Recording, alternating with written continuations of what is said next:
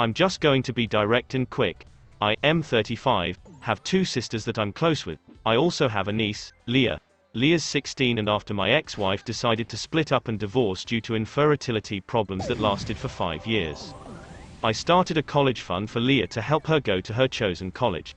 That was in 2019. Now I visit my mother's home, where my sister and Leah are living, every week to spend the weekend together. This past weekend I was asleep upstairs while my mother, my sister and Leah were in the kitchen. I came downstairs to grab a glass of water and heard my sister talking about my ex-wife expecting a baby with her new husband. This struck a nerve and I kind of froze from shock. I then heard Leah react to the news repeatedly saying, "I told you so, I told you so."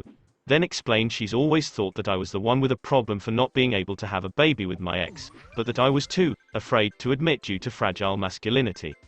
I could not believe what she said, but what made it worse is her following statement about how my ex was smart to get a divorce before it was too late. I went upstairs and into the room and shut the door and stayed there for hours. Mom and sister saw me about to leave and insisted to know what the problem was. I didn't want to argue, but I told him that I heard what Leah said about me. Leah stopped eating and got quiet. My sister tried to play dumb, but I told her I heard their entire conversation about my ex-wife and her pregnancy news.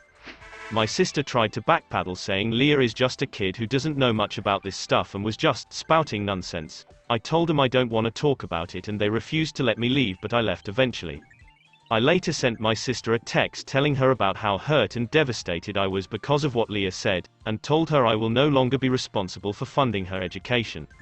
My sister kept trying to call, then texted saying Leah didn't mean what she said and offered to make her apologize, but I didn't feel comfortable being in the same room with someone who blamed me for something that was out of my control and something that literally turned my life upside down.